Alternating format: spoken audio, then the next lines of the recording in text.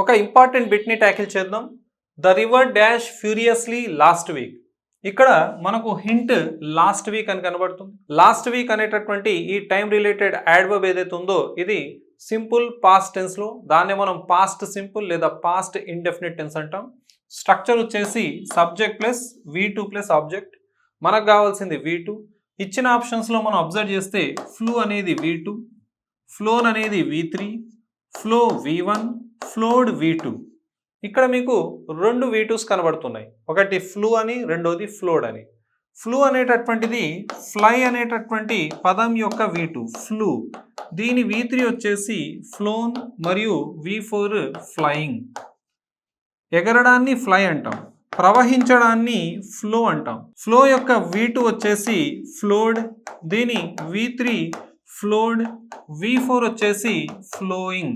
So మనకు కావాల్సినటువంటి V2 ఎక్కడుంది? ఆప్షన్ డిలో ఉంది. The river flowed furiously last week దీని యొక్క ఆన్సర్.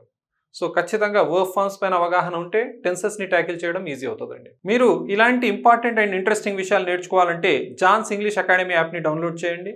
అందులో మీకు ఏపీ, తెలంగాణకు సంబంధించినటువంటి టెట్ మరియు SGT కోర్సెస్, అదేవిధంగా ఆంధ్రప్రదేశ్, తెలంగాణకు సంబంధించినటువంటి SI మరియు కానిస్టేబుల్కి సంబంధించినటువంటి ఇంగ్లీష్ కోర్సెస్ అవైలబుల్గా ఉన్నాయి. అదేవిధంగా John's English grammar book for all competitive examinations, అదేవిధంగా John's English grammar and composition book for SI and constable examinations మీకు యాప్లో అవైలబుల్గా ఉంది. మీరు అక్కడి నుంచి ఆ బుక్ని పర్చేస్ చేయవచ్చు. హవెవర్ యూట్యూబ్ ద్వారా మీకు ఖచ్చితంగా నాలెడ్జ్ ఇస్తూ ఉంటాను. Thank you very much. Have a nice day.